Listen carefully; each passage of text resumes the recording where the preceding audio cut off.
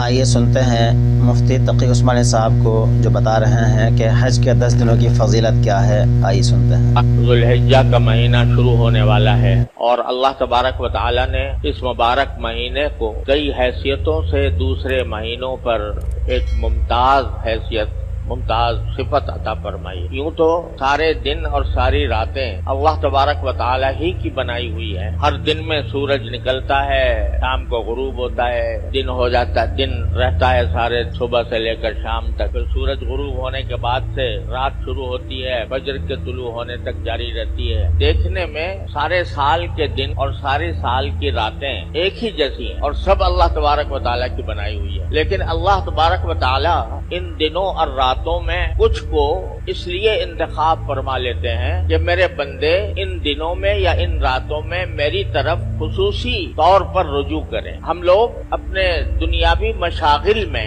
جو اللہ تعالیٰ نے ہمارے لیے حلال کیے ہوئے ہیں، مثلا روزی کمانے میں، تجارت میں، زراعت میں، ملازمت میں اپنے اوقات صرف کرتے رہتے ہیں۔ اللہ نے ان کی اجازت بھی دی ہے اور اگر نیک نیتی سے کریں تو انشاءاللہ وہ بذات خود ثواب کے کام ہیں، لیکن ان کاموں میں زیادہ سے زیادہ منہمک ہو کر اور زیادہ مشغول ہو کر بعض اوقات ہم اللہ جل جلالہ کی محبت، اللہ جل جلالہ کی اطاعت یا عبادت، براہ راست عبادت، اس کو فراموش کرنے لگے۔ اللہ تعالیٰ کی یاد، اس کا ذکر، اس کی تمنا، اس کی محبت، ان جذبات میں ان مشغولیتوں کی وجہ سے کمی آنے لگتی۔ تو اللہ تبارک و تعالیٰ ہمیں اس غفلت سے نکالنے کے لیے اور اپنی طرف بلانے کے لیے، متوجہ کرنے کے لیے، اپنے سے رجوع کرانے کے لیے کچھ دنوں اور راتوں کو کہہ دیتے ہیں کہ یہ میری ہے، یہ دن میرے ہیں، یہ راتیں میری ہیں، یہ مہینہ میرا ہے، یہ عشرہ میرا ہے، اپنی طرف منسوب فرما دیتے۔ اب رمضان کا مہینہ دیکھیے، مثلا وہی دن ہے، وہی راتیں ہیں، وہی سورج نکلتا ہے، وہی غروب ہوتا ہے، لیکن اللہ تبارک و تعالیٰ نے فرمایا یہ میرا مہینہ ہے، اپنی طرف اس کی نسبت فرما دی تو اس کی شان کہیں سے کہیں پہنچ، اس کی برکات کہیں سے کہیں پہنچ گئی۔ جیسے اللہ تبارک و تعالیٰ کعبہ شریف کو دیکھو،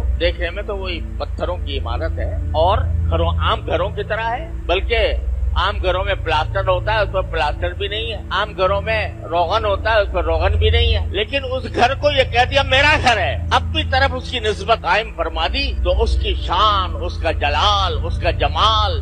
اس کی طرف انسانوں کی محبت اور ان کی طرف قلوب کا میلان ایسا زبردست ہے کہ جیسے مقناطیس لگا ہوا ہے ساری دنیا سے انسانوں کو۔ ایسے ہی اللہ تبارک و تعالی مختلف دنوں کو اور مختلف راتوں کو کچھ اپنی طرف منسوب فرما کر ان کو خصوصی فضیلت عطا فرما۔ تو اب جو یہ ذو الحجہ کا مہینہ آ رہا ہے، یہ بھی انہی مہینوں میں سے ہے یا انہی ایام میں سے ہے جن کو اللہ جل جلالہ نے اپنی طرف منسوب فرما کر اس کو خصوصی تقدس عطا فرما دیا اور اس کی خصوصی فضائل بیان فرمائے۔ کیوں؟ تاکہ ہم لوگ جو دنیاوی مشغلوں میں الجھے ہوئے ہیں، منہمک ہیں، وہ ذرا لوٹ کر تھوڑے عرصے کے لیے اللہ تبارک و تعالیٰ کے ذکر میں، اس کی یاد میں، اس کی محبت میں، اس کی طاعت میں اپنے آپ کو مشغول کریں۔ ایسا ہی ذو الحجہ کا اور اس مہینے کی ایک خصوصیت یہ ہے کہ اس میں کچھ اللہ تبارک و تعالیٰ نے ایسی عبادتیں مقرر فرمائی ہیں جو صرف انہی دنوں میں انجام دی جا سکتی ہیں، سارے سال نہیں دی جا سکتی۔ مثلا حج جو ہوگا وہ